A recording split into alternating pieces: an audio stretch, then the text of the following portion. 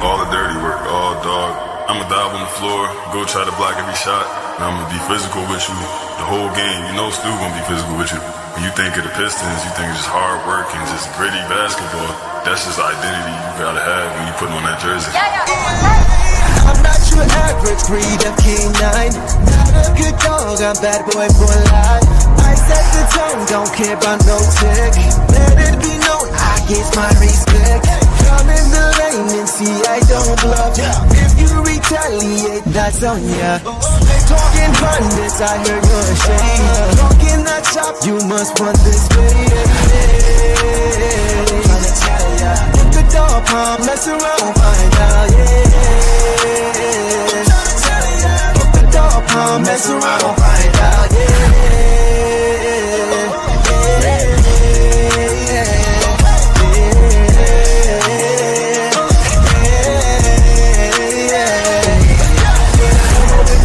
For some barbecue sauce, boy, you better cough a hill, cause I'm like that.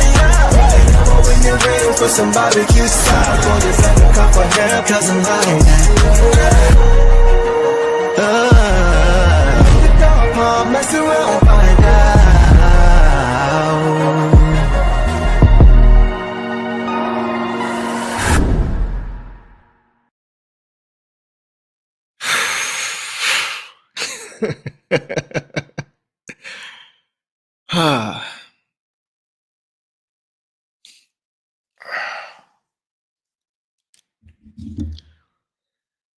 Okay, what's going on, Pistons fans? All right, man. Okay, guys. What we're going to do tonight is we're gonna have some perspective tonight. We're not gonna go off the bridge. We're not gonna jump off a ledge and lose it. Right? The game is over. It happened. Now we got to settle back in. Now I'm going to be very, very honest in this game. For anybody who's wondering, I'm going to be very, very honest. I'm not going to pull any punches. We're going to be 100% transparent in this game with what we saw. Okay, deal. Okay, so first of all, welcome back, guys, to the Downtown Dew Show. Very heartbreaking loss tonight for the Detroit Pistons. They lose tonight. Season's over. Heartbreaking fashion, man. 116 to 113 final score, and they lose to the Knicks in 6 games. The Pistons still have not won a home playoff game in 17 years. I did not think this was going to happen where the Pistons were 0-3 on their home floor. I thought Isaiah Stewart being available might have changed that, but we're not going to make excuses because, once again, the Pistons had chances to win this game. Isaiah Stewart, who we mentioned, I thought he was really going to play tonight. We talked about that last show. I thought this was going to be the game to bring him back, but he must have had a really bad injury. He missed his 5th straight game of the series. He only played game 1, and that was it with that knee injury, that right knee. And we could have used him. We definitely could have used him. We're going to talk about why, but we definitely could have used Isaiah Stewart tonight. Yeah, I thought it was going to be tough for the Pistons to win 2 straight, though, without Isaiah Stewart against this Knicks team because of personnel. And I really felt bad for him because, he wants to be out there seeing how the game played out. It had to be tough for him to just have to watch from the sideline for 5 games in a row. This is what you play for as a player, playoff situations to compete for titles. This is what you play for. This is what you get through the season for. And for him to be healthy all year and then get hurt and have to miss playoff games is tough. That's tough. So once again, next man up, right? That meant that Paul Reed was going to have to step up. So let me first say what's up to all you guys here. Shout out to everybody who's here in the chat. We are going to have a very interactive conversation. So as always, if you want me to get to your comment, if I don't get to it, put it in there again. Caps lock, super chat. Y'all know the drill. Whatever you guys got to do to get my attention, I will do my best to get to as many comments as possible while still giving you my analysis on this game tonight because I have a lot to say about this game. All right. So let's start with what? Initial thoughts, right? We always start with the initial thoughts. I have a lot of initial thoughts. The Pistons' Achilles heel in this series has been their late game execution. They had a chance to win every single one of these games. Every single game. This game, they were up 7 points with about 3 minutes to go. And we know in previous games, they've had double-digit leads going into the fourth quarter. Right? They had to fight their way back tonight, actually. They were in a hole all night, and they had to scrap and fight back. But they were in position, once again, at the end of the game to win the game. I believe this through the second through fifth game, the point differential in final score was 6 points, 2 points, 3 points, and 3 points. The last 4 games, right? And the game before that was when the Pistons allowed them to have a 21-0 run. Game 1, when they had control of the game. And tonight, once again, was 3. So outside of the first game, it was 6, 3, 2, 2, 3. That's tough. But once again, it came down to late game execution. It came down to making the plays when you needed them and not hurting yourself, right? Getting good shots, getting shots on goal, right? That was the issue as well. So we'll get to that in depth as well. But I will say the refs did let them play tonight. I appreciated that for the most part, aside from a few calls here and there, because, we know what happened tonight in this game. We're going to get to that as well with the flopping again.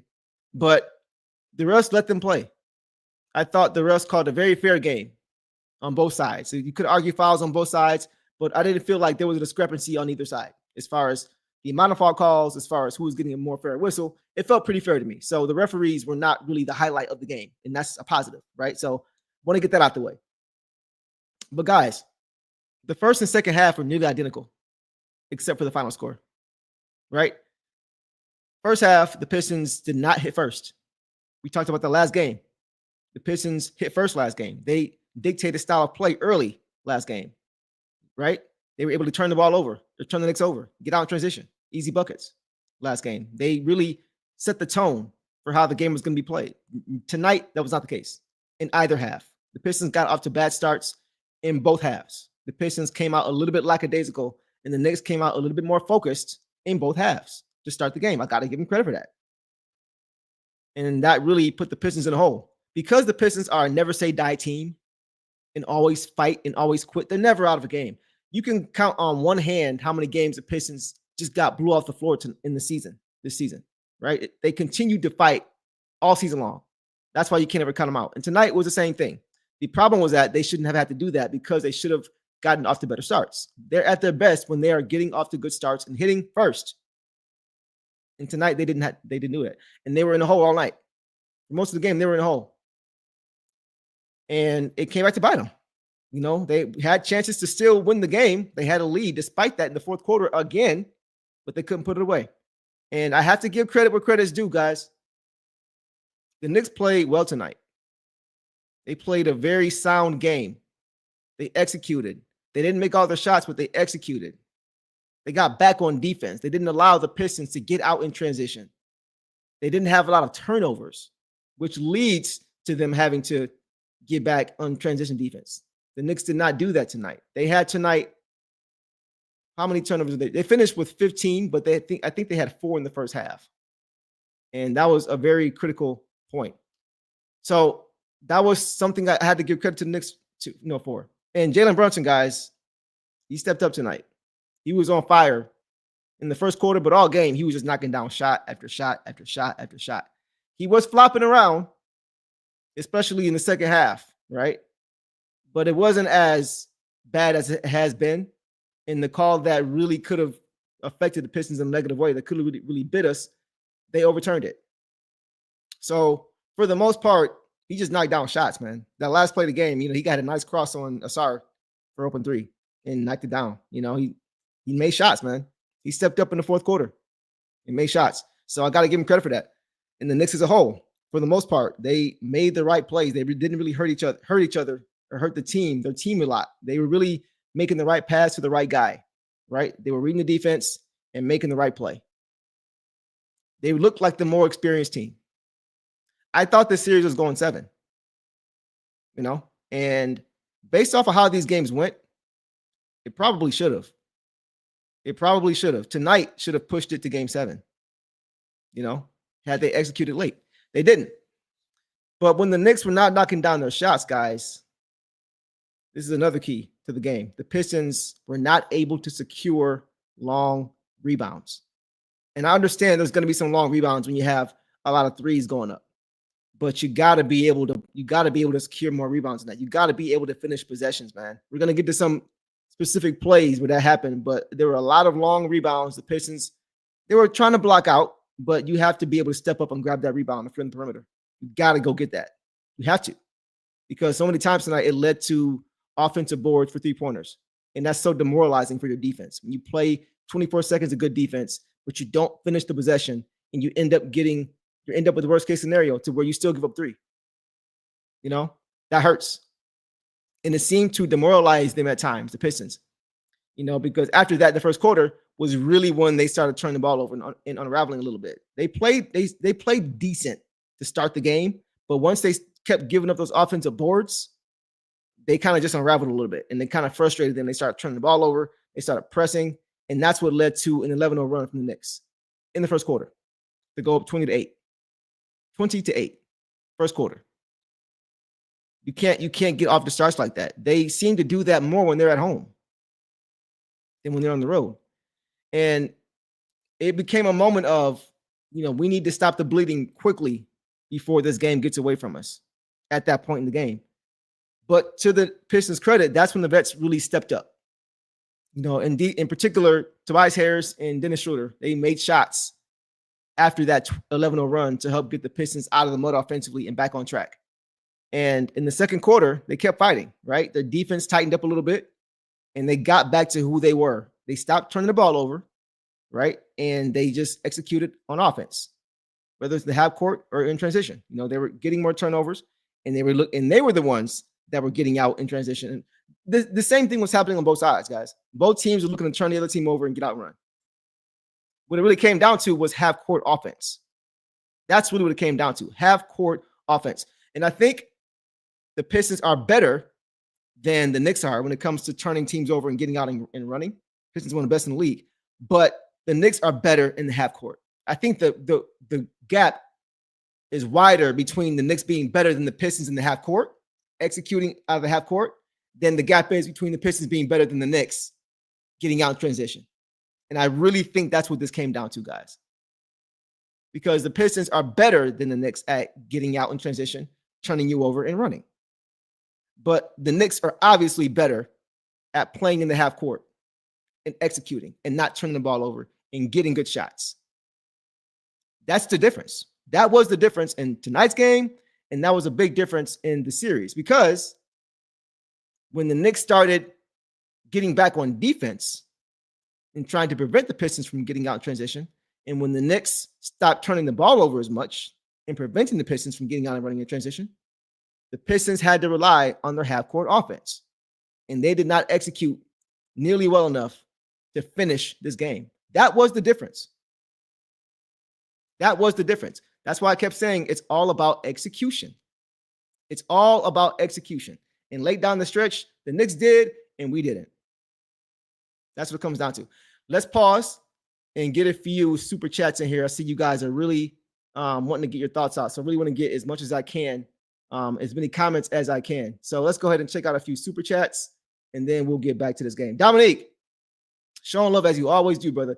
Shout out to you, bro. You've been supporting all season long, bro, and I really appreciate you, man, for real. All you guys have really been supportive of me, helping me, you know, continue to do what I want to do with this and have fun with it and have fun with you guys. So I really appreciate all the love you guys have shown. All right, Dominique, what you got for me, bro? Dominique says, honest opinion, and some may disagree with me, but biggest reason was simply Brunson was good and Cade was bad. Side note, was surprised that Schroeder fouled with Brunson off arm on the end one didn't get overturned next year. Yeah, like, okay, so let's start with the second point. I didn't think they were going to give him a second one, bro, because they had just given them the Pistons one with the Tim Hardaway foul when Brunson went to the floor. Even though that one to me was obvious, and probably to you guys and to you, Dominic, was obvious, right?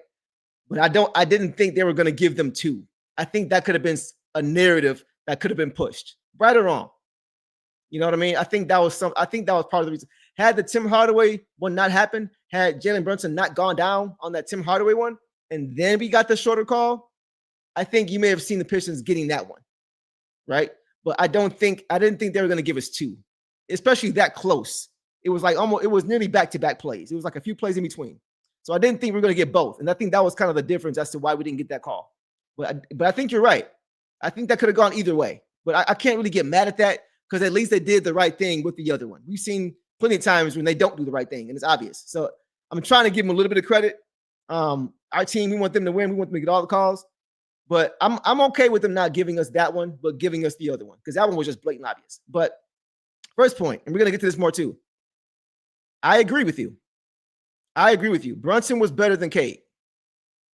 But once again, guys, I think it comes down to the fact of experience. This is Cade's first time here. Brunson's been in the playoffs multiple times. He's played with these guys in the playoffs multiple times, aside from Cat. But when you have a talent like that, it's not that hard to figure out how to play with a guy like that, right? Especially offensively. But he's played with these guys, some of these guys since college. Villanova days, right? Mikal Bridges, all these guys. So I think that's Josh Hart. You know, they played together. You guys saw the commercial, the See You Again commercial. It's been a long day. You've seen it with Mikal Bridges along with Jalen Brunson and DiVincenzo, who now plays for the Minnesota Timberwolves, and Josh Hart, right? So they've been together for a long time. And I think that's something to be said because that's not even NBA experience. That's just college experience. So you gotta keep that in mind too. But regardless of the reason, you're right. And I think that's why these playoffs were so important. That's why I had these playoffs going 7 games, Dominique. And we talked about this, you and I. That's why I had it going 7 games. I wasn't saying Pistons in 5, Pistons in 6. I did not see that at all. I said at the beginning of the series, this is going 7. And unfortunately, didn't get there. But my reasoning was just because of the experience. We've seen so many mistakes, so many unforced errors in this game that the Pistons' lack of experience showed in late game situations, in crunch time moments in the playoffs. This is where you learn. And the Knicks have had an opportunity already, having been here multiple times, to learn and to know what to do. Right? So that has to be accounted for sure. But I'm looking forward to Cade and all of these guys, these young guys, being better next year. We're going to get to Cade and everybody individually. But yeah, Brunson showed the difference tonight between experience and lack of experience. That's what it comes down to. And that's what the whole series was about when I talk about late game execution. That's what it is. Dominique coming back around for another one. You got a lot to say to me tonight, bro. All right. Dominique says again, also to gripe with JB, thought he never should have taken Asar out in the 4th for that stretch and Cat fouled out. I'm doubling a hot Brunson on that last shot. Somebody else got to beat me. I feel you on that. It's tough, man. Like I feel like hindsight's 20/20 because up until that point, Asar done a really good job. If we're being fair, he did a really good job guarding Brunson. It was a few times, or one time when he was guarding him, he had him in jail, and Cade came over to double and left Hart. I'm like, bro, no, stay home, Cade. He don't need it. He don't need that double. He's fine. He's got him in jail. So I felt like up until that point, because Brunson caught him on that cross. He caught him, right? He caught him leaning. He caught him leaning too far, expecting Brunson to go left. And Brunson brought it back and went, and knocked it down. So like, I think up until that, like, had that shot not gone in, I don't think we would be saying that we should have doubled him. You know what I mean? So I just feel like I was okay with the single coverage in that situation because of the plays that Asar had made previously, putting him in jail, turning him over, which we're going to get to, right? As far as his individual performance. But I was okay with that. I was okay with him just being there on the island because that's the guy I want on him in that situation. It's just that sometimes better offense beats better defense. But I hear you. I'm not mad at that. It's just one of those things where it shouldn't even come down to that, Dominique. It shouldn't even have come down to that last play. The Pistons put themselves in that situation. As far as clock management, with not allowing that 2-for-1 situation that they got. So really quickly, guys, what I saw with that, the Pistons had the ball with about 45 or 50 seconds to go, 45 seconds to go in the game. And were they up 2? They were up 2, 45 seconds to go. I'm thinking to myself, run the shot clock down as far as you possibly can. So either that or get a 2-for-1, get a clear 2-for-1. That's what I was over the mindset of. And they took a shot early in the shot clock, which allowed the Knicks to get the ball with about 38 seconds left. And now they can come down and get a 2-for-1. They come down off a missed shot, push the ball, and they tie the game with about 34 seconds left. putting them in a perfect 2-for-1 situation. If I'm the Pistons did not play that right.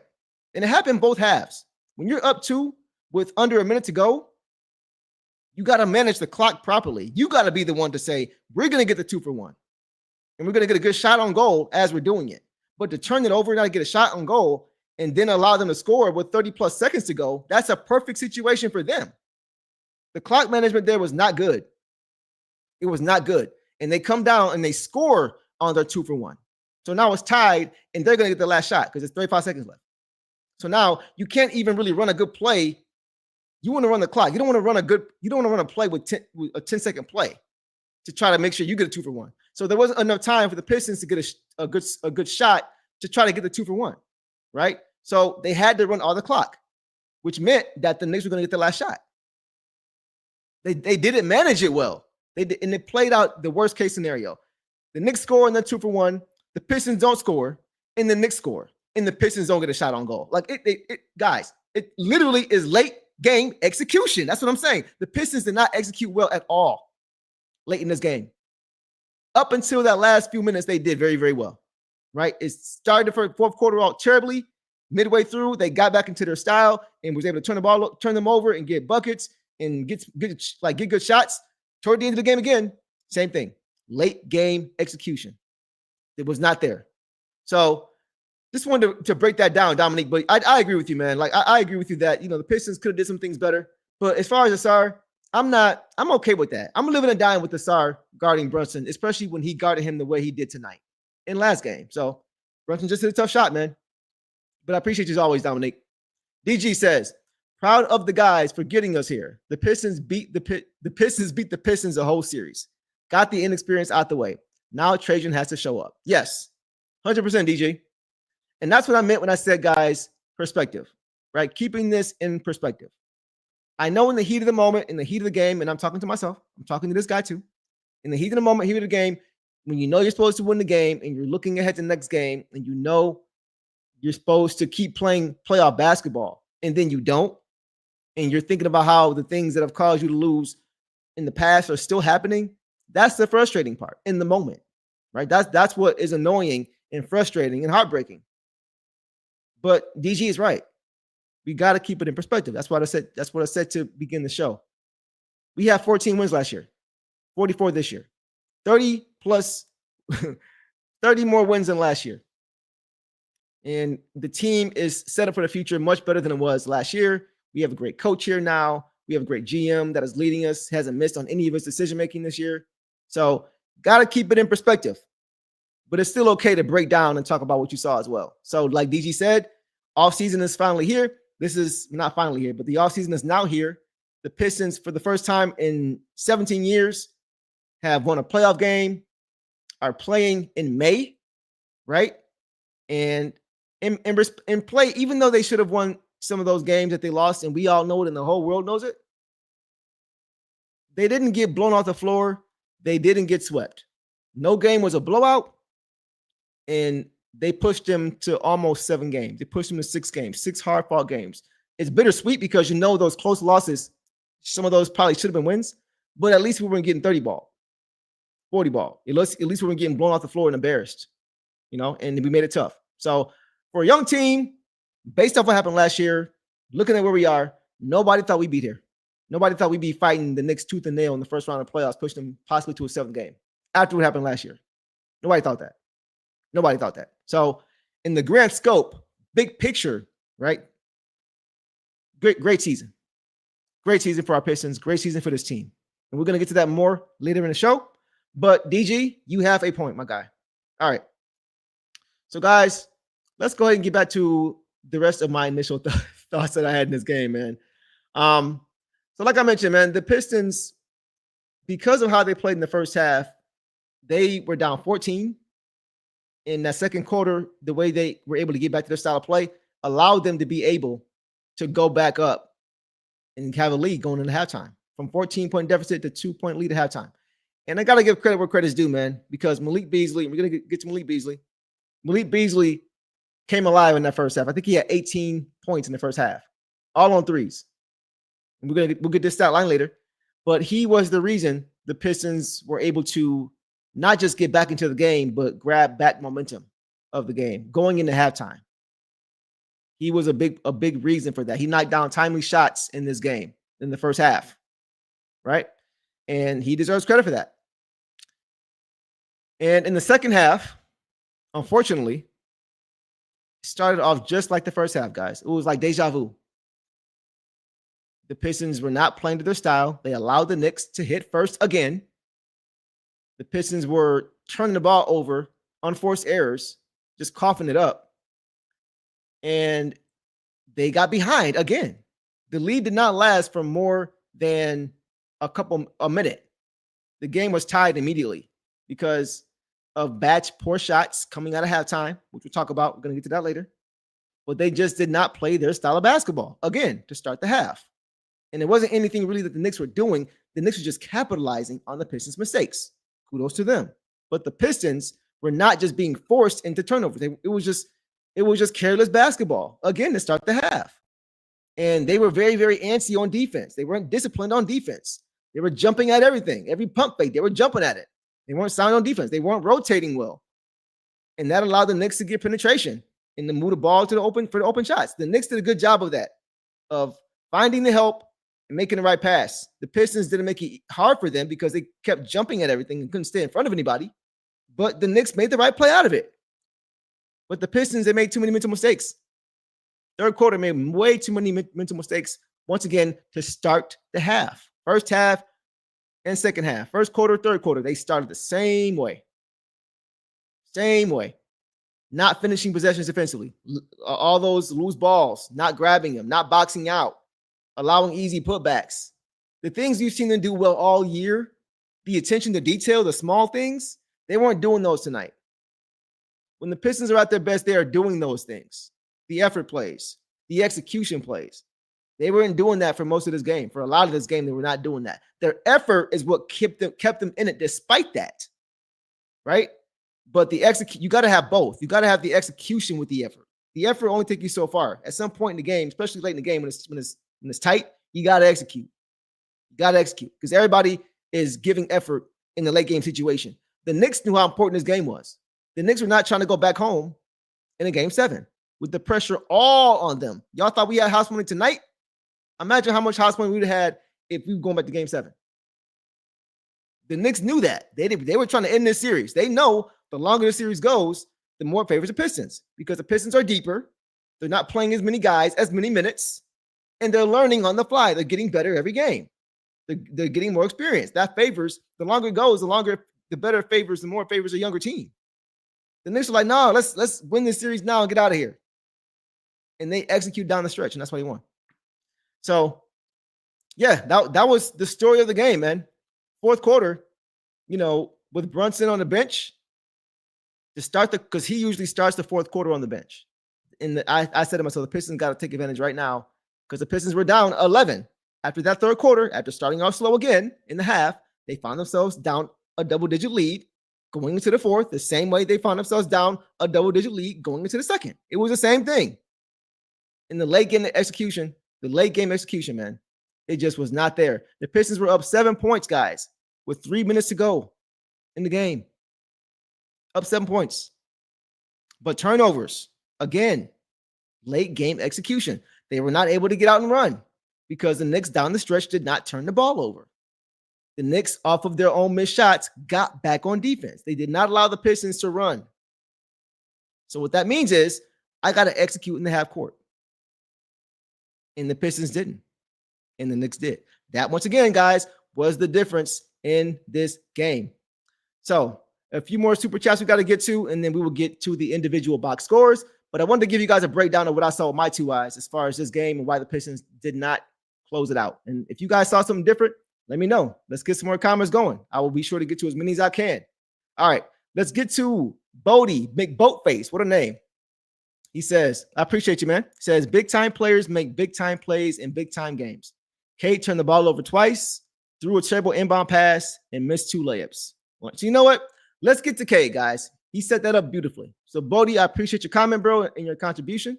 We are going to go ahead and segue straight into Kate's performance based off of your comments. So I appreciate the alley-oop, brother. All right.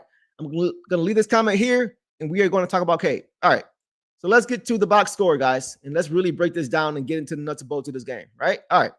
So, guys, Cade tonight, 23 points, 8 assists, 7 rebounds, 3 steals, 1 block, 3 turnovers, 4 fouls, on 9 for 22 from the field, 0 of 8 from 3. Man, 5 of 6 from the free throw line in 44 minutes. So, guys, Cade played by far the most minutes tonight.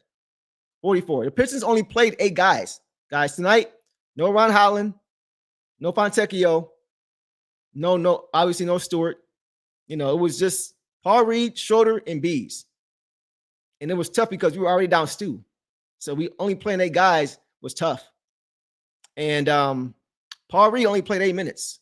So JD had to play 39. So it was a tough game. The rotation was cut down, right? And the same with the Knicks. They only played 3 guys off the bench, which is not abnormal for them. That's what they always do. But the Pistons, tonight, coach really put a leash on the rotation and shortened it up a little bit. So 44 minutes is a lot of minutes, man. It's a lot of minutes. But let's be honest about Cade tonight, guys. Before I do that, let's start off with a positive, and then we'll get to everything else. Cade has 5 playoff games now with 20-plus points, which is the second most by a Pistons player who is 23 or younger. The only guy who has more is Isaiah with 6. So shout out to Cade, right? He really has overall showed himself well in his first playoff series. It wasn't perfect. It wasn't great, but he was good. He was good in the playoffs this year. There's a lot he needs to work on, but I think for his first season, his first playoff experience, I think he averaged 24, 8 and 8 for the series. He had a lot of turnovers. And that's something he's got to work on. But overall, I wasn't expecting a superstar playoff performance from Cade in his first playoff run. Most players don't have that. First player that comes to mind is Anthony Edwards. When he lost to the Minnesota he lost to the Denver Nuggets the year the Nuggets won 2 years ago. He lost to them, I think it was in the first round. He didn't play well. He had a tough series, right? They lost that series. I think it was in 5 or 6 games. They cruised past the T-Wolves. That was his first time being there. So I wasn't expecting an immaculate playoff performance from Cade. I thought he played well. And I think overall he did. He had a lot of mistakes, a lot of things he has to work on, like I mentioned, but a lot of learning. But I'm not mad with how he looked overall in this series because he did a lot of good things. He played his butt off defensively as well. So I'm not going to kill him at all, but we are going to get to the things he struggled with, right? So in tonight's game, guys, Cade struggled to begin both halves, the same way the team struggled to begin both halves, right? He had 2 early turnovers, I think, as Bodie mentioned, in the first 2 plays of the game, I think, or 3 plays of the game, he had 2 turnovers early out of the pick and roll. I think the Knicks deflected both times trying to get the entry pass to JD, right? So that wasn't good. He did settle in after that, but he did not start off either half well at all.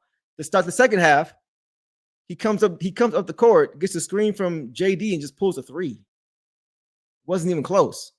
It's like, hey, what you doing, bro? The Pistons don't do that. He doesn't usually do that. We run an offensive set. You don't just come down the floor and just pull a 3. That's not how you get your offense going. That's not how you get into a flow to start the half, right? And so I'm like, hey, you know better than that. What are you doing? So I don't know if he took it because it was there. I mean, and the Pistons had the lead. They had the momentum going into the second half. They closed the first half out being down 14 and being up 2 to end the half off a crazy Malik Beasley 3, which we'll get to later, right? I mean, I mentioned Beasley. He was the key in the first half. So you had the momentum. All you got to do is just keep running your offense. So when I saw him get a screen from JD and pull up for a 3, that wasn't close, by the way, barely drew iron. I'm like, yeah, that's not a rhythm shot, bro. You got to get into a rhythm to start the half. And there was no movement. The Knicks weren't forced to play any defense. It was just a bad possession. You can't do that, But once again, the second half, he settled in. He settled down. But to start the halves, you got to be better than that, man. You got to be better than that. He has to be. He did make good passes out of pick and roll when he settled in, finding JD on the roll and Paul Reed as well. Finding JD and Paul Reed, he trusted those guys to make the right reads, which they did more times than not. Cade did try to get in transition. off of missed shots, more so than turnovers, because they didn't really turn him over a lot. So off missed shots, he was off long misses. The long misses they did secure, he was trying to push, right? But the Knicks got back, man. I got to give them credit. They got back tonight. They got back, and they did not allow the Pistons to do what they wanted to do, which is getting out in transition and running. They didn't allow it. They didn't allow it. So I got to give him credit for that. Cade was trying to push. It just wasn't there. And that's what happens in playoff series. Teams make adjustments. They take away what you want to do and force you to do what you don't like to do. So that was their game plan. That was in this game plan. They know the Pistons with their strengths and weaknesses. They've watched film. They've had 6 times to play us. They know, right? The same way we all know, they know too.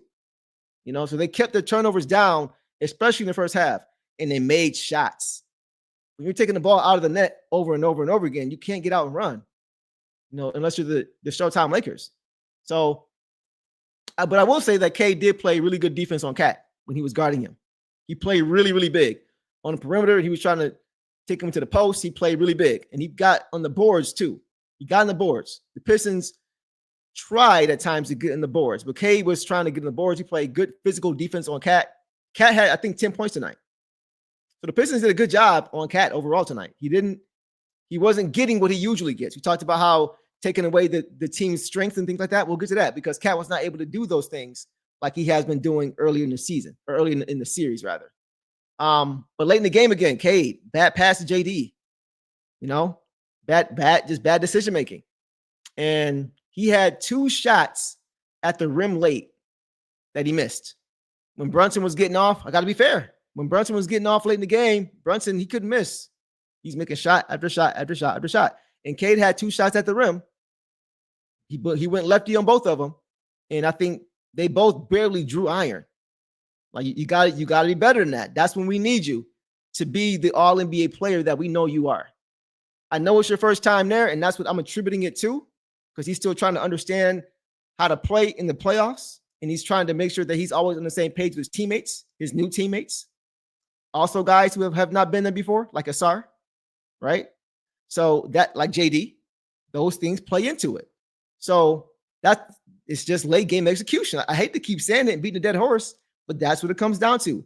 I saw JD draw offensive foul late in the game, or to get called for offensive foul on the pick and roll with Cade. Hadn't had one all game. But fourth quarter, now he has one. So the timing was off with them. Either Cade didn't give him enough time to set, or JD set too late and moved. One of the two. But either way, the late game execution just was not there. It just was not there. So that was what I'll say that about Cade, is that he made mistakes. And I think those mistakes, more than anything, are attributed to just lack of experience in being there. And every player going through this their first time in the playoffs has those moments. Every single player.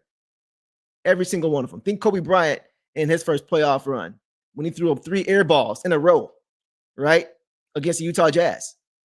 People thought he was a bust. People thought he's never going to take a late game shot ever again. And we know how that story ended, right? So it happens. It happens. I'm not going to kill him for that. I am going to highlight it and say, you got to get better. But that should be the end of the conversation. Because overall, considering those things, he didn't play a bad series. 24, 8, and 8, giving you effort on both ends of the court, playing 44 minutes, not having a secondary, tertiary score for most of the series, knowing that the defense is going to be keying in on you and trying to make the decision every time out of it. Your first time there with new teammates who have not been there before, it's a lot. It's a lot. It's a lot of variables that the Knicks did not have to deal with. Late game execution.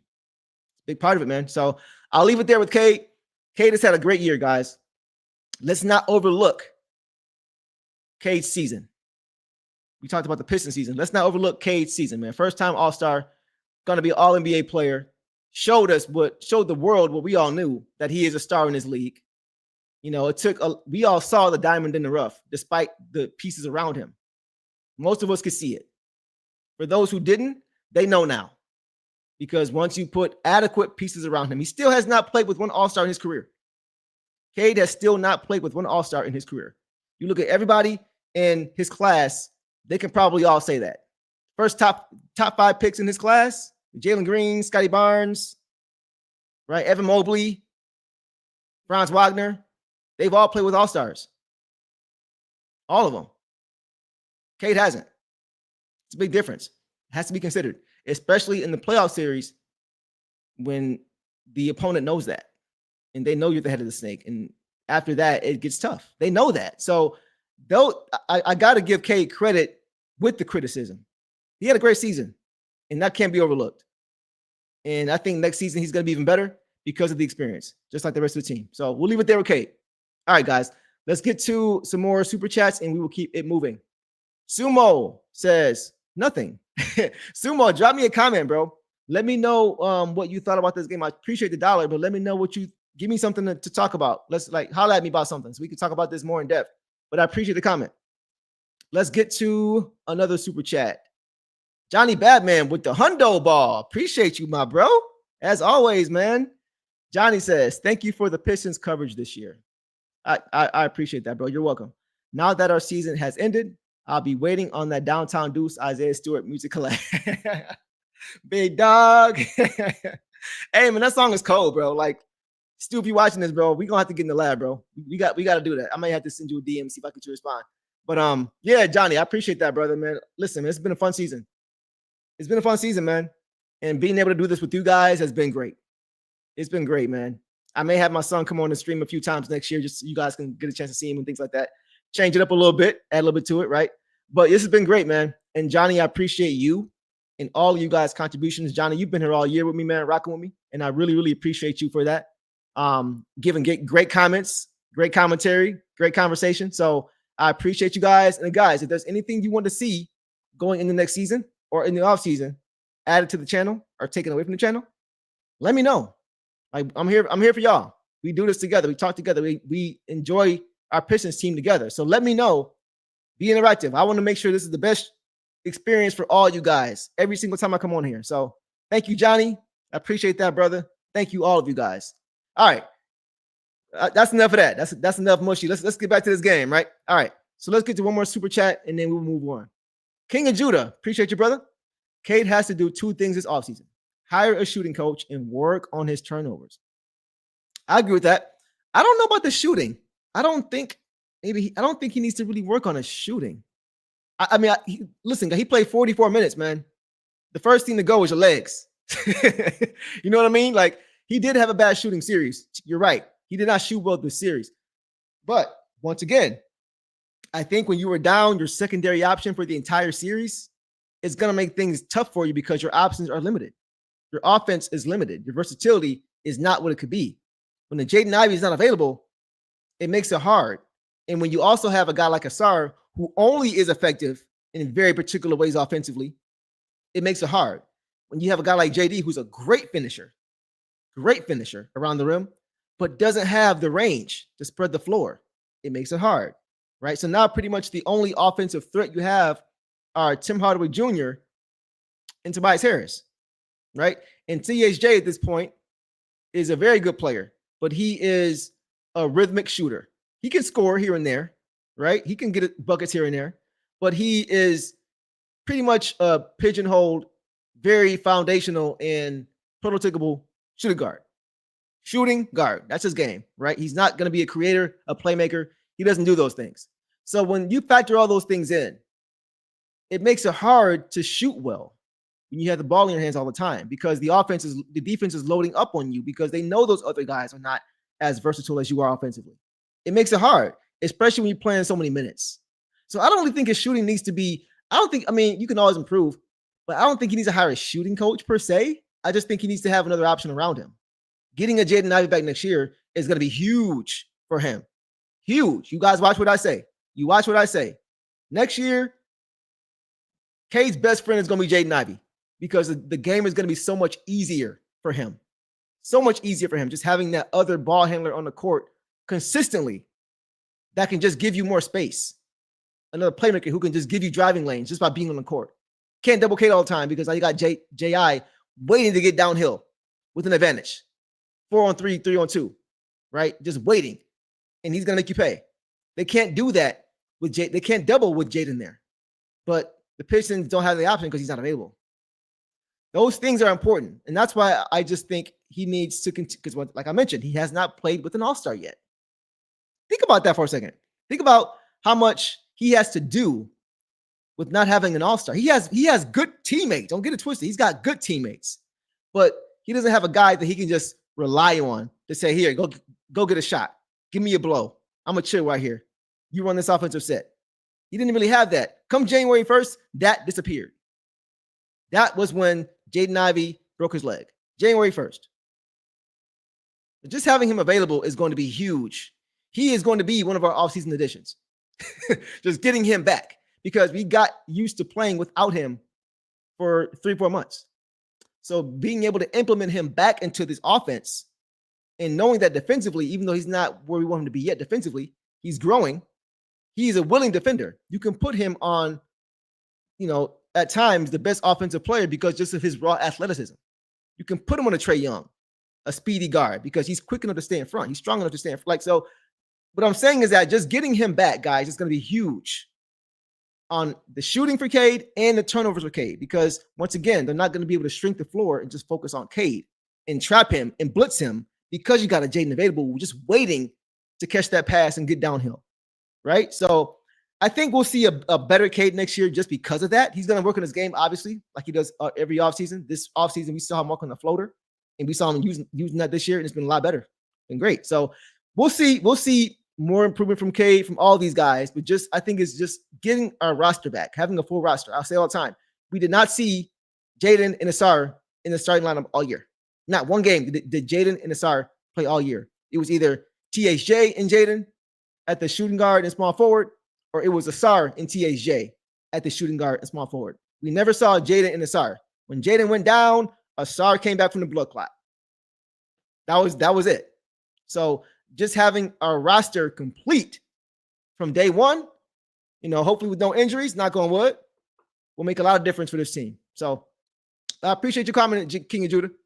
All right, guys, let's go ahead and keep it moving and get to the next guy in the box score. So let's take a look, guys, at Tim Hardaway Jr. So, guys, CHJ struggled tonight, and this is the second game in a row he struggled. And it's not just because of the shooting. He did struggle against shooting, but that's not why I was concerned. He had 7 points, 5 rebounds, 1 assist, 1 steal, 4 turnovers, 1 foul on 3 for 11 shooting, 1 of 6 from 3 in 33 minutes. So, guys, this is the second game now that THJ did not play well, and it's very uncharacteristic. I don't know if it's something with the Knicks, with New York, because he used to play there, or I don't know if there's any bad blood or what, but he was doing some uncharacteristic things tonight that I don't normally see from him. THJ is usually the guy that helps you on the court, whether it's a lot or a little. He helps you. He doesn't hurt you when he's on the court. He doesn't do things to hurt your team. Tonight he did, again, but in ways that I really didn't see all year. So as far as his shooting, he had good looks. He had good looks, especially from 3. And they looked good. They weren't bad misses. They just didn't go in. He just couldn't knock them down. He just could not knock them down. And there were some of the ones where if you make it, you can blow the roof off of Little Caesars Arena, because it would be off a turnover and you could hear the crowd, hey, just ready to go. Hey, you could just feel it as the ball's in the air, and he just couldn't knock them down. And it was tough because those are the momentum killers. When you play good defense and you are able to finally get out and run, because the Knicks didn't get back with the rare turnover in the first half that the Knicks have, and you're able to get out in transition and you get a good shot in the corner and it doesn't fall, those are tough. Those are tough. You're not going to make all of them, but those are the ones you need in elimination games at home. That's how you get your crowd to help you, right? The crowd can try to get you going, but you got to get a crowd something back. That's how you give them something back, and that's how it becomes a reciprocal process as far as the fans with the guys on the floor. The fans get the guys into the game. The guys get the fans back into the game by hitting shots, and so on and so forth. And tonight, him not being able to connect that dot was tough. It was tough. He did play good defense on Jalen Brunson for the possessions he guarded him. Made it tough on him. Didn't stop him, but he made it tough on him. But once again, guys, he just didn't look like himself. Like tonight, I saw him take a floater with the left hand, like trying to get to the hoop, putting the floater up with the left hand. It's like, that's not usually what I see him do. Committing offensive fouls unnecessarily, pushing down Deuce McBride, and then pushing down OG Anunoby after that. Like, Tim, what's going on, bro? This is elimination game. This is our game 7 right here. Come on, bro. Like, getting back into the game. That's why is it something outside of the game? Is it some history or what? It was just strange because he doesn't usually do stuff like that. He's usually focused on the game and the game alone. And that's it. So I don't know what was going on with him tonight, but he did not look like himself. That is for sure. He did not look like himself. So he hurt us at times. Aside from the shooting, he just really didn't. He did have some good moments. He did have a nice transition bucket. I think he knocked down a big three late in the fourth quarter. It was so annoying because before that point, he took a shot after the whistle that went in. Before that, he made the one that counted. He took a shot after the whistle went in, and I hate seeing that. I hate when guys are in slumps and there's a foul call, doesn't mean anything, and they shoot it, and of course that goes in. I was so annoyed seeing that. But thankfully, that was probably the shot he needed to see go in to get the next one that did count to go in. So but that was a big shot. But overall, he just didn't. I don't feel like he helped us more than he hurt us. He did get on the boards and try to get in the boards, right? Trying to grab rebounds, but he just wasn't Tim. He wasn't Tim tonight, and so that was unfortunate. But it is what it is. He just didn't play that well tonight. So that was Tim. That was pretty much Tim in a nutshell, man. So let's move on to Asar. Let's go to Asar, guys. And Asar in this game had 17 points, 6 rebounds, 1 assist, 2 steals, 2 blocks, 3 personal fouls, 5 for 7 shooting, 7 for 10 from the free throw line in 23 minutes. So the thing that jumps out at me again, guys, is 23 minutes. Every other starter played at least 10 more minutes than him.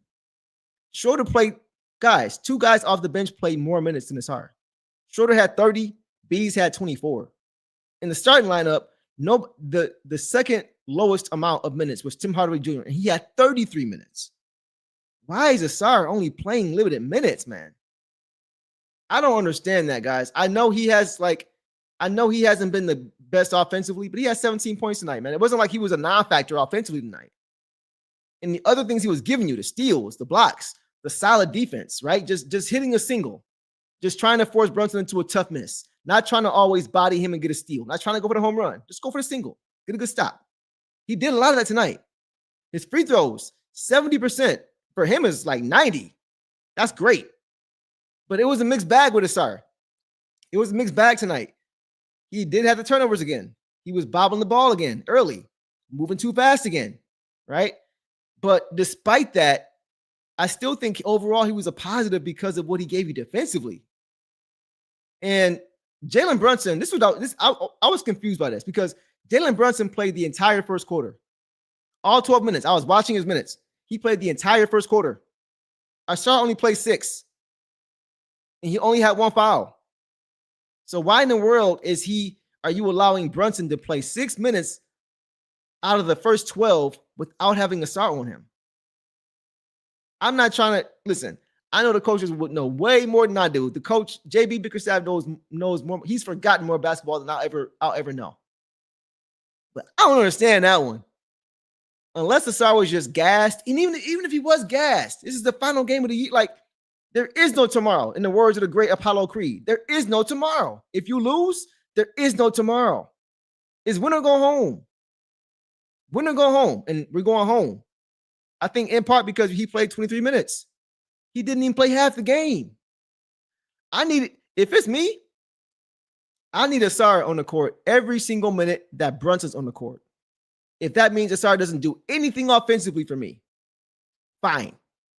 He can go 0 for 0. Fine. I need him on the court every minute that Brunson's on the court because he is by far the best perimeter defender for him. It's not even close. It's not even close. So I don't understand that. I don't get that. And I would do that with him as far as Brunson is whenever he's in. I would do that if Asar wasn't scoring at all. He had 17 points. So he wasn't even a liability offensively. So what are we doing? I don't get it, but that's been a theme with him all year. Like, he just has not played a lot of minutes. I know early in the series he really struggled, and it's like, maybe you got to pull him a little bit. But late in the series, the last 2 or 3 games, he really has been good offensively. He's been efficient offensively. He's been shooting his free throws better offensively. Last game was a train wreck. But tonight, 7 for 10, man, if he shoots that for the rest of his career, I'm happy. If he is at 70% going forward for the rest of his career, cool. All the other things you do, I can more than live with that. So I don't know why he wasn't playing more. Whether he was gassed, I don't care. Go play. Or whether he wasn't really giving you anything offensively, I don't care. Go play. But that was neither of those things were the case. I don't understand. So in that fourth quarter, you really saw it too. He really played really good defense on Brunson without fouling him. Man. And he really has grown, because at the beginning of the series, he was getting called for backcourt fouls 90 feet away, trying to get steals, like trying to hit the home run every time. It's like, sorry, no. You don't need to do that. Just play smart, sound defense. And he did that as a series continued to go on. He got much better, and he made it tough for Jalen Brunson tonight. He had him in jail on multiple plays. The last play, Jalen caught him. He caught him leaning, right? But the entirety of the game, he really couldn't play him much better. He really couldn't. And he had some big plays in that fourth quarter, just individual defense, just manning up and saying, I got him. Picking up his bootstrap and just going. And I'm telling you, man, in one play he just stole a ball from Brunson. Just stole a ball. Loose ball dunk, loose ball layup. Followed that up with another great possession on Brunson, forcing him into a shot clock violation, swiping the ball away on his jumper, shot clock violation. Just had him in jail.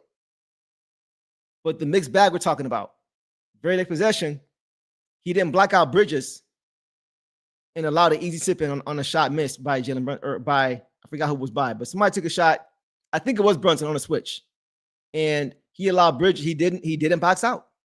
He did not box out. And he allowed the offensive tip back by Bridges. Nobody was there. Nobody was on him. No literal body was on him. You got to put a body on somebody. So it was a mixed bag. But once again, the negatives are outweighed by the positives because of the matchup and who we need to stop as far as cutting off the head of the snake. If you can't stop Brunson, they're hard to beat. If you can't make it tough for Brunson, is a better way to put it. They're hard to beat. Because Brunson tonight, guys, he had a 40 ball. 40 ball. But he had to take 33 shots to get it. I can live with that. What I can't live with is guys like Bridges and Anunoby getting 20 points apiece. Every Knicks player scored in double figures. Just like game 3, that is a recipe for disaster. In game 3, 4 Knicks scored 20 or more points. Not going to win that way. And Josh Hart went crazy with a bunch of assists, 9 assists, 8 rebounds, and like 7 points. You're not going to win that way. You got to take something away. Either whether it's Brunson and Cat or whether it's everybody else. You got to take something away.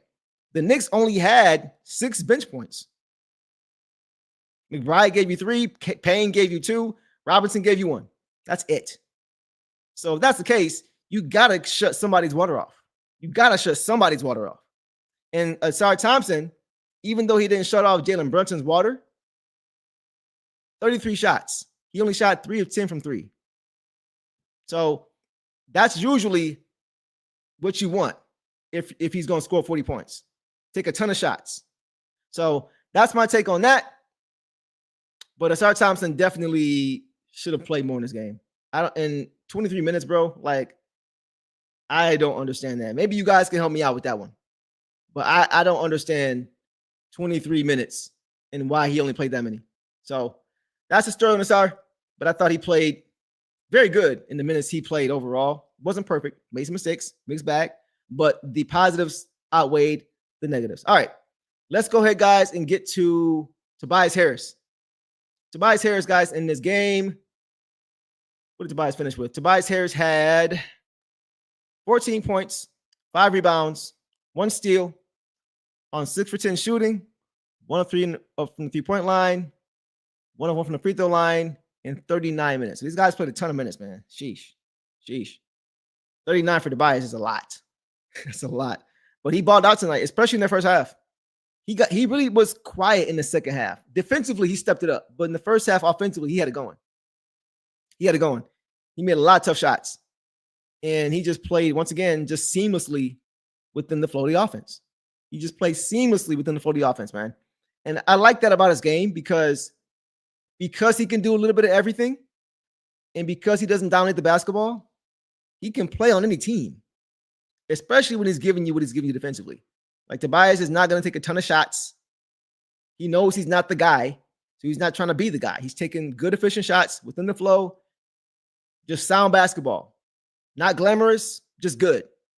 That's Tobias Harris. And once again, he continued to be tough defensively on Cat. And he continued to rebound well.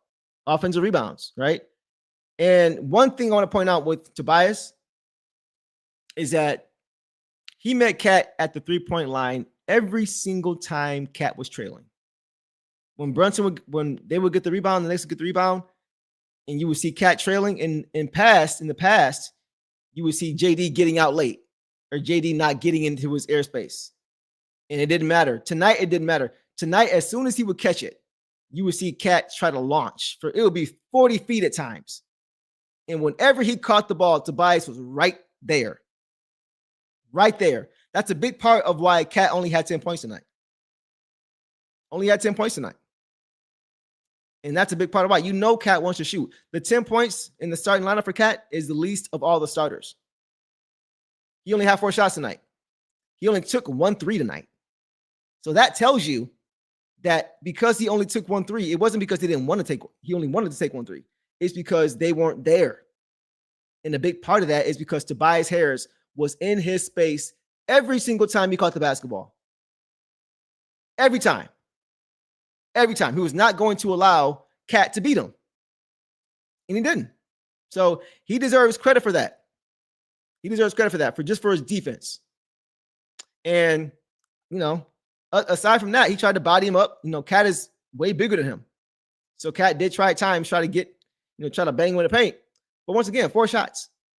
So he didn't even allow him to get to his spots. So no issues tonight whatsoever with Tobias Harris. And Tobias has had a great season. Great season, guys. I know he started off slow to the point where many were saying that he was not worth the $26 million a year for 2 years. 2 years, $52 million.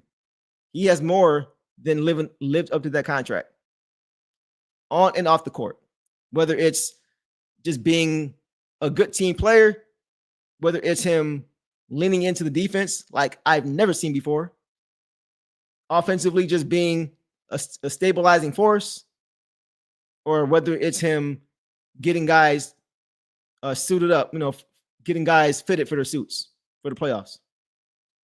But whatever you want to look at, he has more than lived up to that contract for what he's done for this team as far as growing them up on and off the court, being that mature unk in the locker room, just bringing that professionalism, showing guys how you're supposed to be a pro, right? It's a difference between being a pro and being a professional. He is a professional.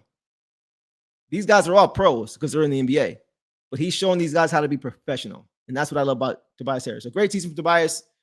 Looking forward to seeing what happens next year. We'll see. All right, guys, let's get to JD, our last starter, and then we'll get to the bench. All right, so tonight, guys, JD had 21 points, 6 rebounds, 3 assists, 2 turnovers, 5 fouls, on 6 for 9 shooting, 9 for 10 from the free throw line, 9 for 10 from the free throw line in 39 minutes. So first thing that jumps out at me, you guys already know, the free throw shooting. The free throw shooting, man, 9 for 10.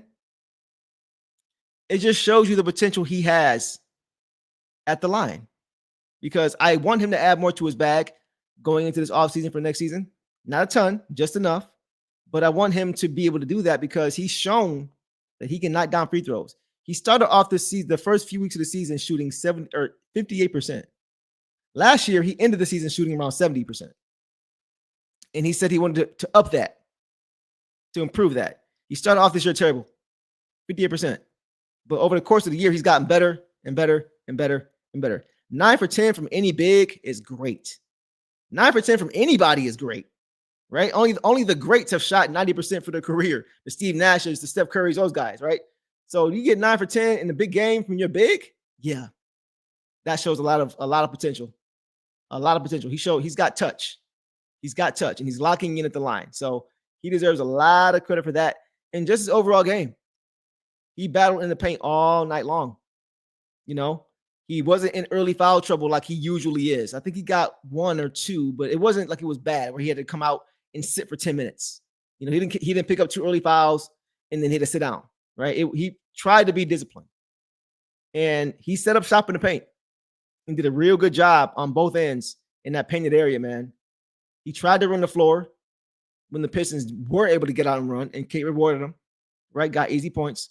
But also, man, just the growth that we've seen from him defensively and on the boards.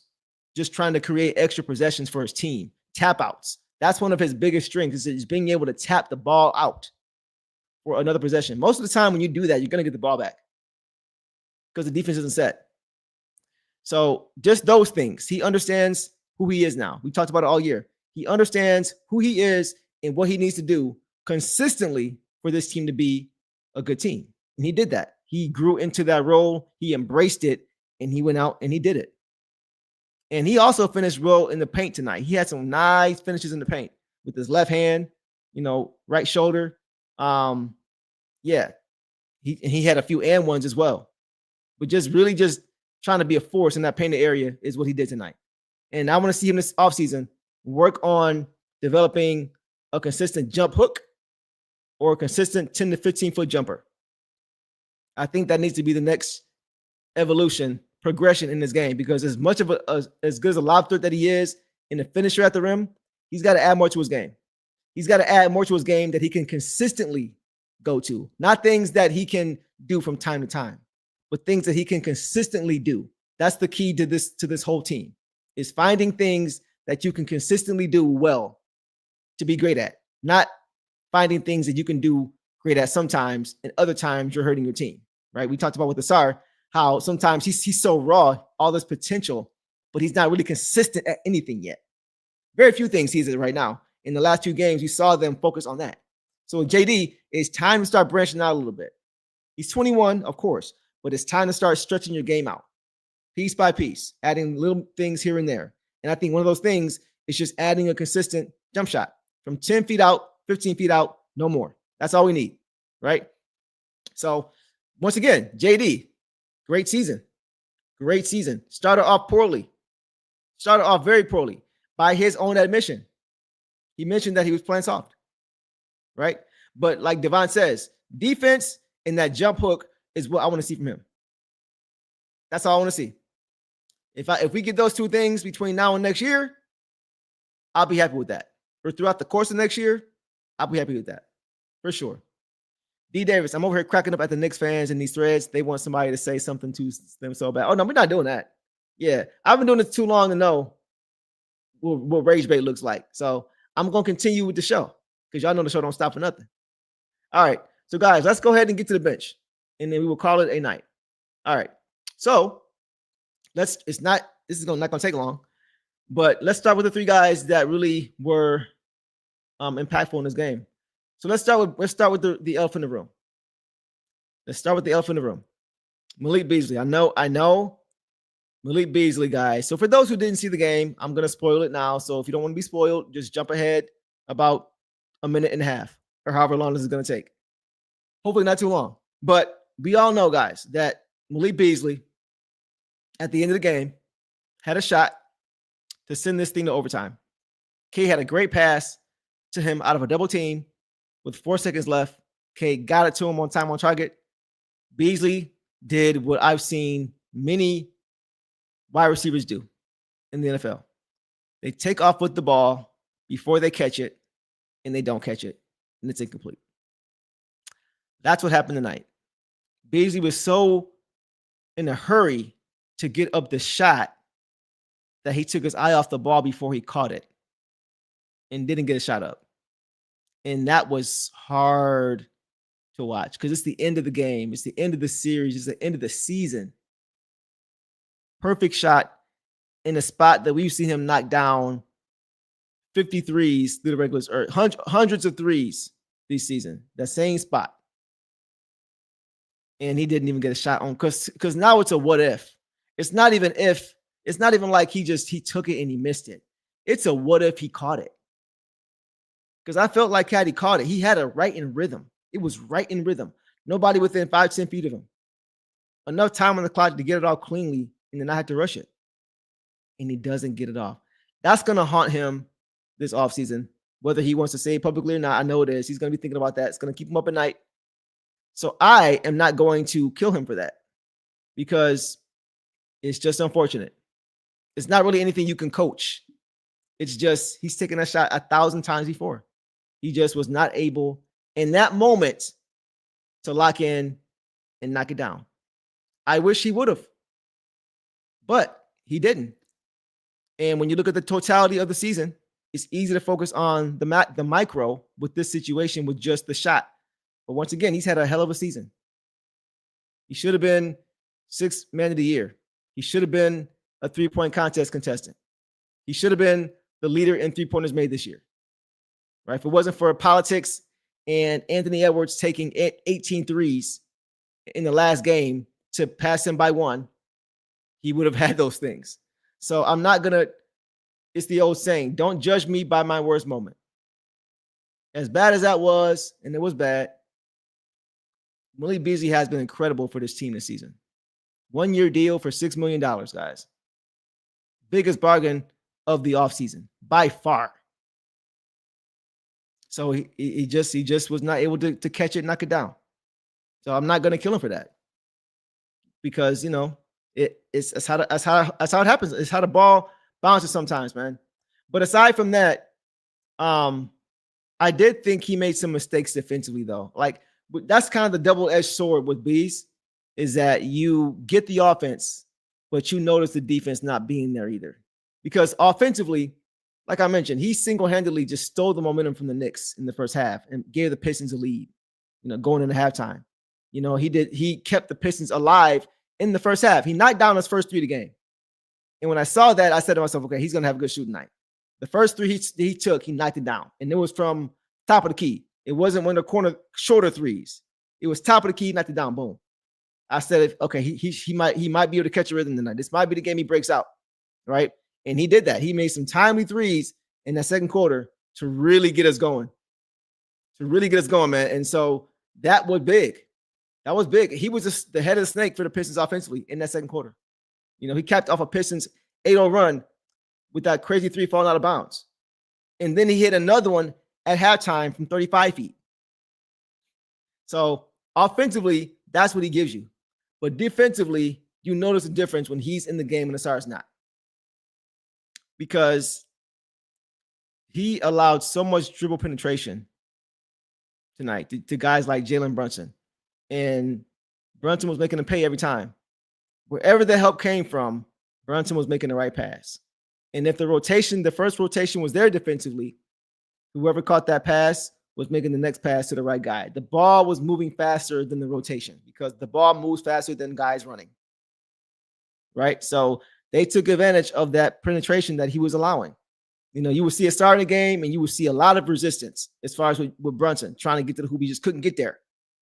You would see when Bees came into the game, it just wasn't there. And it's not Bees' fault. He's just not a good defender. So it is what it is. It's just something that you notice and you got to live with because of what he gives you offensively. It's kind of the reverse of Asar. If you could put Asar and Bees together, you would have an all-star, perennial all-star, as far as shooting the basketball and the defense. But with Asar, he gives you the opposite. Asar is giving you the defense, the great defense with limited offense, and Bees is giving you great offense with limited defense. So it's hard to try to balance that, but you did notice it, So that's kind of the difference between, you got to live with that. That's something you have to live with Bees. He's just not a good defender. And, you got to try to, and you could tell that even he was trying to make sure that he was not on Brunson. There was a play where you saw with Cat, I think it was Cat and Brunson, I believe. No, it was Brunson and Bridges, I believe. I think it was Mikal Bridges and Brunson. And you could see Asar guarding Brunson. And they come bring the screen. It was Anunoby. They'd come bring the screen over. Anunoby would set the screen, and you would see the switch. They wanted to get the switch. They were trying to get Asar off of Brunson, right? So they get the switch. Now Asar's trying to fight over. He can't fight over and get back in front. So Beasley steps up, tries to get and he's on Brunson. And from that point, you could see at that point, he's trying to run back in front. He's trying to run back in front of Brunson, right? He's trying to get back in front, but he can't in time. And so he has to stay. So you could see that even he knew at that point in time that he was not the right guy to defend him, because Asar is obviously the guy you want. So when they get the switch off Asar, and now it's Bees understands too, I got to try to hurry up and get back in front of Anunoby. So that way Asar can rotate back to Brunson. But he was not able to get back in front of Anunoby in time, which meant that Asar had to stay there with Anunoby. So it was tough. It was tough. And when the switch was not able to work, when they couldn't get back and Bees had to now guard Brunson, then you saw Brunson go right by him. So for my heads, I hope that made sense.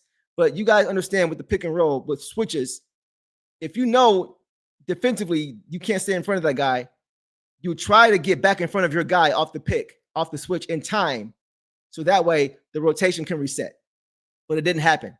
So it was tough watching that defensively with Bees, because he's just not able to stay in front of a guy like Brunson. But you gotta pick your poison. Are you gonna have him on the court and live with that and go with the offense? Or are you gonna pull him and go with more defense? That's the situation that Jay Bickerstaff has to deal with. That's what he had to deal with in the coaching staff. So, it is what it is. You got to live with it. It's Kyle Allen. Appreciate you, bro. Says, shout out Detroit and they fans. Y'all some dogs for real. Kyle, he must be a New York fan. So, hey, let me say that I appreciate you, Kyle. I appreciate that, man. I've seen a lot of Knicks fans. They've earned the right now to gloat. You guys have earned the right to gloat. But a lot of Knicks fans were not gracious in defeat and humble in victory when they were winning. So I appreciate that, Kyle. I appreciate the donation as well. Yeah, good luck to you guys going into the next round. It's gonna be tough going against the Boston Celtics. I don't see y'all winning that series, but shout out to you guys for taking advantage of this young, inexperienced team's mistakes and capitalizing and getting the win. Shout out to you guys, and shout out to you, Kyle Allen. Appreciate you, bro. All right, guys, let's get to a couple more guys on the bench, and we'll call it, and we'll reflect, and we'll be done. All right, let's get to Dennis Schroeder. Tonight, guys, Schroeder had 9 points, 9 assists, 4 rebounds, 1 steal, 1 turnover, 2 fouls, 3 for 9 shooting, 1 of 4 from 3, 2 from the free throw line in 30 minutes. So he played 30 minutes tonight. So with Schroeder, guys, he was big. He was big in this game. He made big shots when the Pistons needed him. He did hurt his ankle in the second quarter, but I think he was able to kind of tough it out and play through that. I was a little bit worried because he stepped on Tobias's foot and it kind of turned pretty bad, but he was able to play through it. But it did look like he was kind of laboring a little bit, but he made some big shots, man. I mentioned he in the first quarter, when the Pistons were stuck in the mud, he really came in and gave him a lift. Him and Tobias really gave him a lift. But defensively too, man, he had some lapses. He got caught napping a couple times. When JD, we always talk about this, guys, helping the helper, right? When in this time, it was just getting a body. JD was switched on Brunson on a particular play on the island, and Brunson goes to the hoop for a lefty scoop. JD contested, and there was no help there behind him. No help at all behind him. And I know Schroeder's not a guy that can just box out a big, right?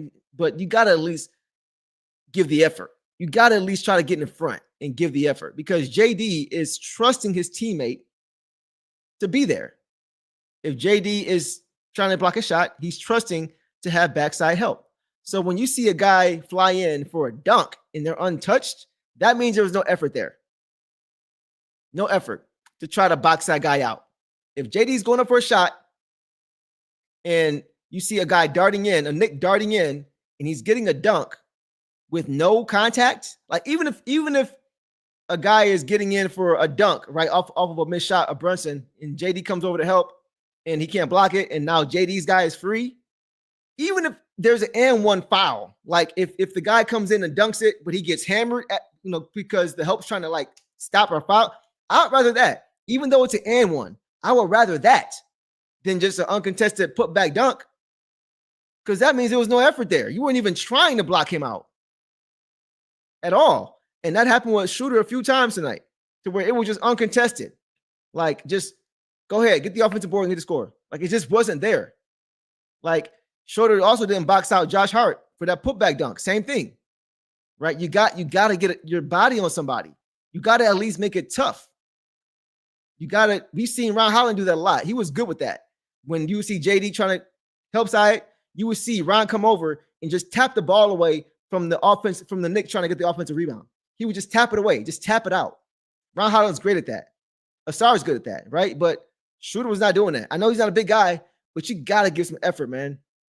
You can't just let guys just walk in there untouched for dunks and putbacks. That is very demoralizing. That's why when you see it happen, you see JD doing this. Like, where's my help, bro? Like, y'all know I'm going to help here. Y'all know I'm going for this shot. I have to. Y'all got to back me up. And that's important because that's where trust comes in. A good defense trusts each other without even seeing if their teammate is there. They trust that they're going to be there. They can react without having to double check their six. That's important. So whether you capitalize on the play or whether you box out the guy and keep him from scoring or not, if JD sees that you tried to do that, it's going to make him comfortably be able to contest every time because he knows that he's got his help behind him that's not giving up an easy hoop. But if JD doesn't know that's going to be there, that can make JD hesitant to go for the shot because he's like, I can't go for the shot because I got a rebound because my six ain't going to be covered. You got to have trust. You got to have trust, and you got to at least put forth the effort. And it wasn't there. It wasn't there, man. So that's the knock I had on Schroeder. I just want to see that effort there. I know he played 39. What did he play tonight? How many minutes did he play tonight? He played 30 minutes. So he played 30 minutes. So I need all-out effort. Elimination game, I need all-out effort. I need you to put your body on somebody and at least try to prevent them from getting that easy hoop. But it wasn't all bad for Schroeder because he did play solid defense on Jalen Brunson as well. You know, it was some plays Brunson made where it's like, come on, bro. Like, you just got to give it to him. You guys saw that play where he almost fell under the hoop, almost tripped and fell, gathered themselves, turned around, got a nice scoop. Like, he's crafty, man. He's tough. He's tough. He's tough. I got to give him credit, man. But Schroeder, you know, he played okay. He played okay, but I just want to see more of that defensive connectivity when it comes to him. I want to see that trust built with him and his teammates and just making the next right play for your teammate who's trying to help out somebody else. You got to cover him. That's how you build trust defensively. If you don't have that trust there, it's hard to be a consistently good team because you guys are always second guessing each other. It's not a good sign, not a good recipe. So we'll leave it there. All right. With that, guys, we'll go to Paul Reed and we'll call it. So Paul Reed was not that effective tonight. 8 minutes. He had 2 points, 1 assist, 1 board, 5 fouls, 2 for 2 from the line, no shots. So he gave us a little bit, not a ton. We could have used Stu tonight.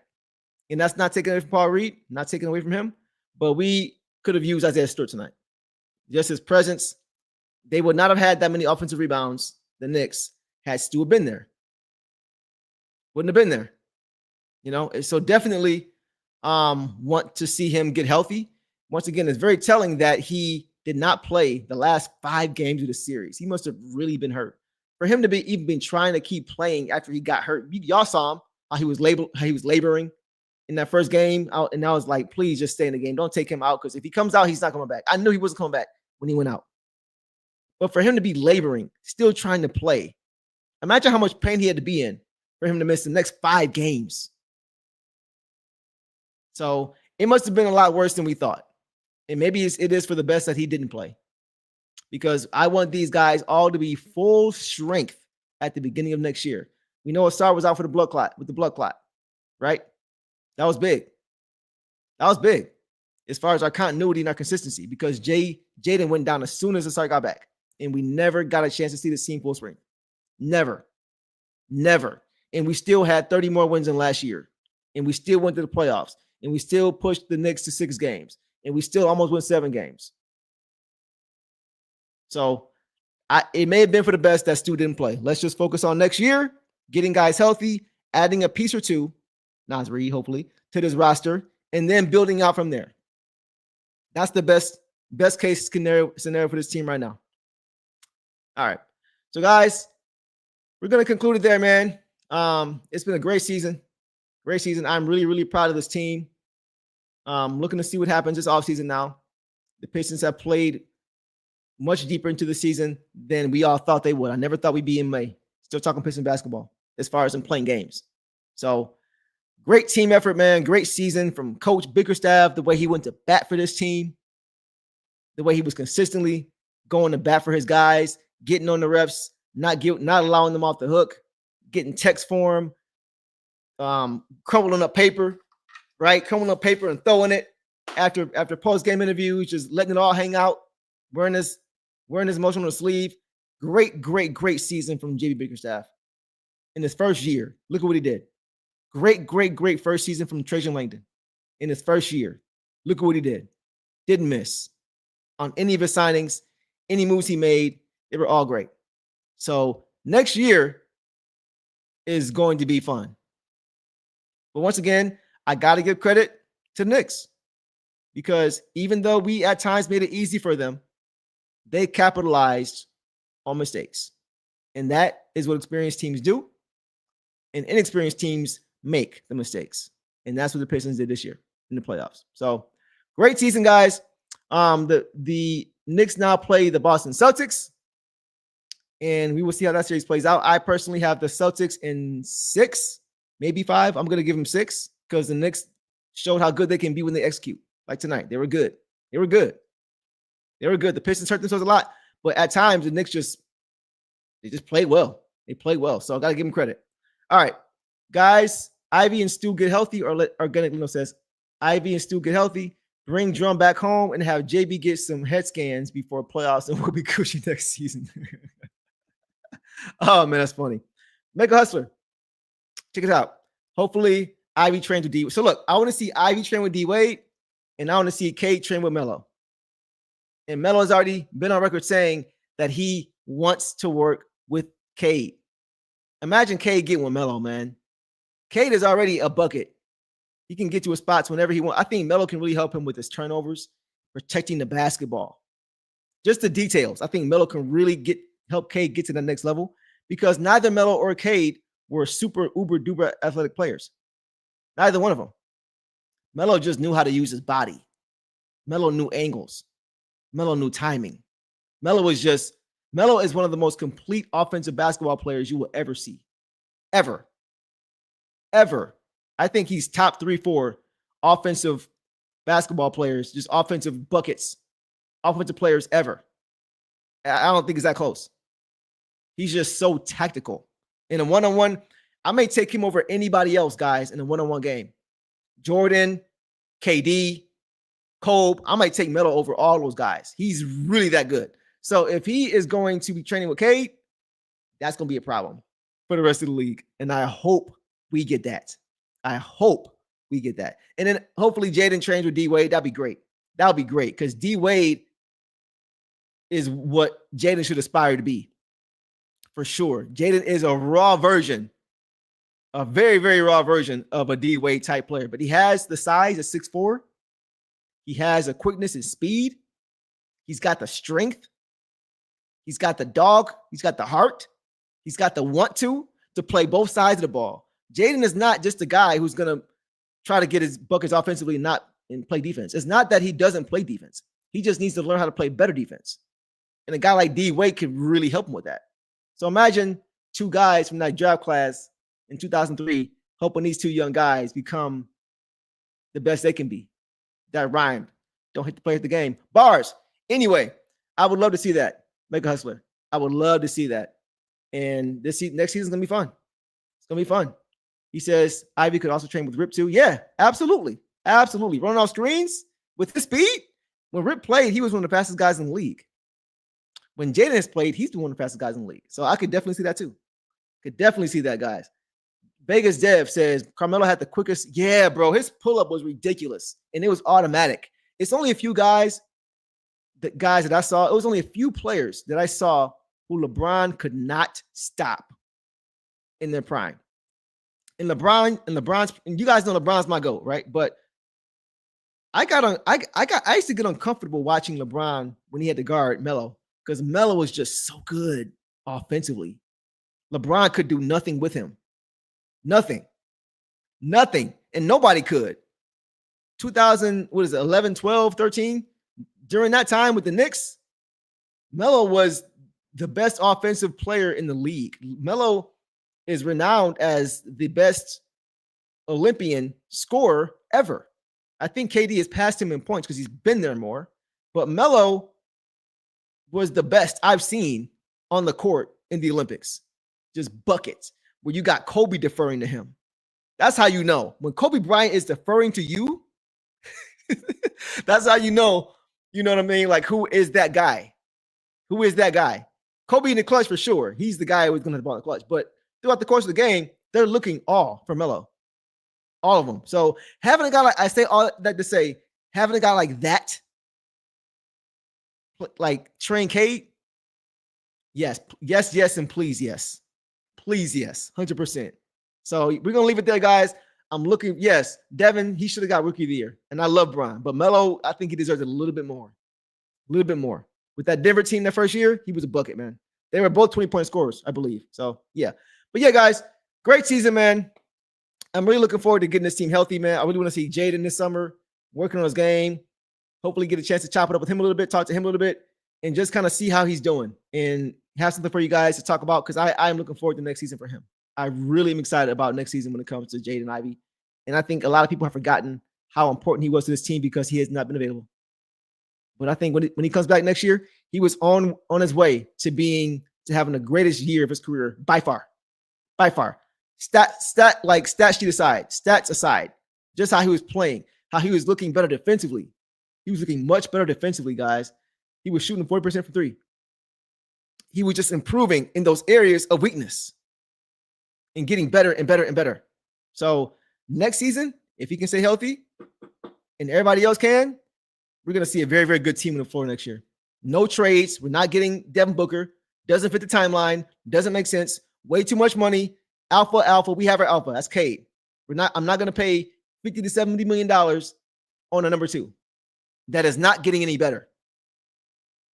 I have a guy in Jaden Ivey who's much cheaper. He's going to get a contract. He's going to get an extension. It's not going to be nearly what that is. And it's going to give you just as much on both sides of the ball. He's going to allow Cade at times to not have to defend the best player, which is important. And he makes so many plays like Asar that you can't really scout for. Just effort plays. You see Asar, just effort plays. Jaden does the same thing. Maybe not to the rate that Asar does, because there's only one Asar, or maybe two, and this is his twin brother, Amin. But Jaden gets after it too. Jaden oftentimes, after a defensive rebound by the opposition, gets a steal layup or gets like diving for loose. Like he does the same thing. He does the same thing. Yeah, check back here, pay back Carter in a few months and see if he's still here or not. That's all I'm gonna say about that. He's not going nowhere. Doesn't even make sense. That would be a silly move to do that. It hurts that Ivy didn't get his playoff. I know that it does. Him and Stu. It hurts, but next season we'll get after it. A few more we'll get out here, guys. Ron will get better. Ron and Asar will be fire. Yes, if they both need to now. Those are two guys who need to get with the shooting coach and Fred Vincent, not Cade, but Ron and Asar. Ron continue. The confidence is not lacking with Asar with Ron. Ron is not scared to shoot. He just needs to get better at shooting. Asar is a little afraid to shoot. He doesn't have the confidence. If they both get a respectable jump shot in the next couple years, watch out. Watch out. So I'm definitely debugged. This is the worst thing you could do. Ivy for Ja Morant. Why? You get a more immature, older version of Jaden Ivey. That's what Ja Morant is. An older, less mature version of Jaden Ivey. He's better than him right now at this stage. But Ja Morant and Cade, no, absolutely not. Ja Morant is immature. He doesn't take basketball seriously enough. He always finds himself in controversy, right? Distractions outside of basketball. One thing about Jaden, one thing about Cade, all these young guys, they are not distracting off the court. They are not bringing in issues from outside inside. Absolutely not. Ja Morant getting blew up by 50 in the playoffs and he's smiling. He's laughing on the bench. What are we doing? What are we doing? They wouldn't tolerate that here. Cade would not tolerate that here. Cade would not like that here. Absolutely not. He does not fit the culture at all. He's not mature enough at all. Imagine Tobias Harris in the locker room with Ja Morant. Tobias Harris would not be able to stand him. Tobias Harris would be annoyed with him. It would go against everything that we brought these vets in to do, which is teach these guys how to be professional. Ja Morant is not going to come here, even though he's older, and teach these guys how to be professional. It's not going to happen. It's the worst thing you could possibly do. That's worse than the D-Book move. Because at least D-Book is professional. He just doesn't fit the timeline. No way. No way. Absolutely not. I'm not a fan of Ja Morant like that. I respect his game, but I'm not a fan of him. I'm just not. He's a great offensive talent. I think he's going to be one of those guys. I think Ja Morant is going to be a guy that the maturity doesn't catch up in time with the ability. Right now, he is in his prime physically. His maturity is at an all-time low. He is not seen to be a mature player. I think he eventually, as he gets older, will become more mature. But I think it's going to come at the expense of his prime. I think as he gets more mature, he's going to lose some of those hops. He's going to lose some of the athleticism. And unfortunately, we're not going to see the prime Ja Morant that we could all see because he's not going to mature in time. That's what I fear for Ja Morant. And that's why I'm not really a fan of him. I'm a fan of his game. I'm a fan of what he can do on the court. But I'm not a fan of the approach he brings to the game and the lack of maturity that he has and how he's always getting involved in something. It's always something with Ja Morant. So no, thank you. No, thank you. So we'll leave it there, guys. Yeah, he can't shoot. He can't shoot. Like adding him instead of Jaden would be the worst thing you could do. Jaden shoots better. Jaden's stronger. Jaden's just as fast. Jaden's just more raw. And we got Cade, who can be the guy already. So we don't need Jaden to be the guy. So we're good. We're good. Devon, last thing. JJJ or Reed. I want Naz Reid. Naz Reid, guys, my Lakers got popped. Kay, if you're watching this, my Lakers got destroyed. Anthony Edwards, we'll end it with this. Anthony Edwards, guys, is coming, man. Anthony Edwards is going to be the face of the NBA soon. I love watching him play. And something about him, man. He is an impact player. He just impacts the game, man.